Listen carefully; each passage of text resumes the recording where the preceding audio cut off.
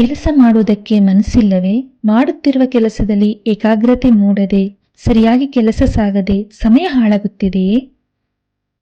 ಹಾಗಿದ್ರೆ ಪಾಮೊಡಾರೋ ತಂತ್ರ ಉಪಯೋಗಿಸಿ ನಿಮ್ಮ ಸಮಯದ ಸದುಪಯೋಗ ಮಾಡಿಕೊಳ್ಳಿ. ಏನಿದು ಪಾಮೊಡಾರೋ? ಇಟಾಲಿಯನ್ ಭಾಷೆಯಲ್ಲಿ ಈ ಪದದ ಅರ್ಥ ಟೊಮೆಟೊ ಅಂತ. ಫ್ರಾನ್ಸಿಸ್ಕೋ ಸಿರಿಲ್ಲೋ ಎಂಬಾತ 1980 ಆಜುಬಾಜಿನಲ್ಲಿ ತನ್ನ ಓದು ಮತ್ತಿತರ ಚಟುವಟಿಕೆಗಳನ್ನು ನಿಭಾಯಿಸಲಾಗದೆ ಹೆಣಗಾಡುತ್ತಿದ್ದ. ತನ್ನ ಅಡುಗೆ ಮನೆಯಲ್ಲಿ ಟೊಮೆಟೊ ಆಕಾರದ ಟೈಮರ್ ಸಹಾಯದಿಂದ ತನ್ನ ಸಮಯದ ಸದುಪಯೋಗ ಮಾಡಿಕೊಂಡ. ತನ್ನ ಸರಳತೆಯಿಂದ ಈ ತಂತ್ರ ಜನಪ್ರಿಯವಾಯಿತು. ಹೇಗೆ ಪಾಮೊಡೋರ್ ತಂತ್ರವನ್ನು ಬಳಸುವುದು? ಇದು ತುಂಬಾ ಸಿಂಪಲ್. ನಿಮಗೆ ಕಷ್ಟ, ಬೇಸರ ಅಥವಾ ತುಂಬ ಸಮಯ ಹಿಡಿಯುವ ಕೆಲಸವನ್ನ ಆಯ್ಕೆ ಮಾಡಿ. ಉದಾಹರಣೆಗೆ ನೀವು ಪರೀಕ್ಷೆ, ಸಂಶೋಧನೆ, ಲೇಖನದ ತಯಾರಿ ನಡೆಸ್ತಾ ಇದ್ದೀರಾ, ಅಥವಾ ಮನೆ ಕ್ಲೀನಿಂಗ್ ಮಾಡಬೇಕು ಅಂದ್ಕೊಂಡಿದ್ದೀರಾ, ಆದರೆ ಮೂಡಿರಲ್ಲ ಅಲ್ವಾ? ಆಗ ಈ ತಂತ್ರನ ಬಳಸ್ಬೋದು. 25 ನಿಮಿಷಗಳ ಕಾಲ ನಿಮ್ಮ ಮನಸ್ಸನ್ನ ಧ್ಯಾನ ಸ್ಥಿತಿಯಲ್ಲಿ ಇಡಬೇಕು. 25 ನಿಮಿಷ ಆದ ತಕ್ಷಣ 5 ನಿಮಿಷ ನಿಮಗೆ ಬ್ರೇಕ್. 4 ಸಲ ಈ ರೀತಿ ಮಾಡಿದ್ಮೇಲೆ 15ರಿಂದ 30 ನಿಮಿಷಗಳನ್ನು ವಿರಾಮ ತೆಗೆದುಕೊಳ್ಬಹುದು.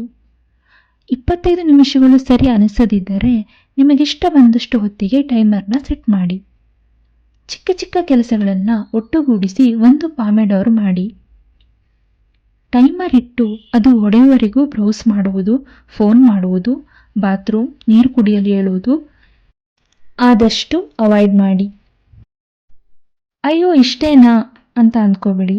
ಸಂಶೋಧನೆಯ ಪ್ರಕಾರ ನಾವು ಕೆಲಸಗಳನ್ನು ಮುಂದೂಡುವುದು, ಮಧ್ಯ ಮಧ್ಯ ಫೋನ್ ಬಳಸುವುದು, ಕುರುಕಲು ತಿನ್ನಲು ಹೇಳುವುದು ಇವೆಲ್ಲ ಬರೀ ಸೋಮಾರಿತನವಲ್ಲ, ನಮ್ಮ ಮನಸ್ಸಿನ ಇರುವ ಅನೇಕ ಭಯಗಳು, ಅನುಮಾನಗಳು. ದಿನದಲ್ಲಿ 12ರಿಂದ 14 ಪಾಮೊಡಾರೋ ಮಾತ್ರ ಪ್ಲಾನ್ ಮಾಡಿ. ತುಂಬ ಸಮಯ ಹಿಡಿಸುವ ಕೆಲಸಗಳನ್ನು 2ರಿಂದ 3 ಪಾಮೊಡಾರೋಗಳನ್ನಾಗಿ ಆಯೋಜಿಸಿ. ನಿಮ್ಮ ಇಷ್ಟ ದೈವದ ಸ್ಮರಣೆ, ಯೋಗ, ಧ್ಯಾನ, ಸತ್ಸಂಗಗಳಿಗೂ ಸಾಕಷ್ಟು ಸಮಯ ಮೀಸಲಿಡಿ. ಎಲ್ಲ ಪಾಮೊಡಾರೋಗಳನ್ನು ಕೆಲವು ದೈನಂದಿನ ಕೆಲಸ ವೃತ್ತಿಗಾಗಿನೇ ಮಾಡ್ಕೊಂಡಿರಬೇಡಿ. 21 ದಿನ ನೀವು ಇದನ್ನ ಪ್ರಾಕ್ಟೀಸ್ ಮಾಡಿದರೆ ಖಂಡಿತ ರಿಸಲ್ಟ್ ನಿಮಗೆ ಸಿಕ್ಕೇ ಸಿಗುತ್ತೆ. ಯಾವುದೇ ಕೆಲಸ ಸ್ಟಾರ್ಟ್ ಮಾಡಿದ್ರೆ ಅಟ್ಲೀಸ್ಟ್ 21 ದಿನನಾದರೂ ಮಾಡಬೇಕು. ನಿಮಗೆ ಈ ವಿಡಿಯೋ ಇಷ್ಟ ಆಗಿ ನೀವು ಇದನ್ನು ಪ್ರಾಕ್ಟೀಸ್ ಮಾಡಿ ನಿಮಗೆ ರಿಸಲ್ಟ್ ಬಂತು ಅಂತ ಅಂದರೆ ದಯವಿಟ್ಟು ನಮಗೆ ಒಂದು ಲೈಕ್ ಕೊಡಿ. Thank you.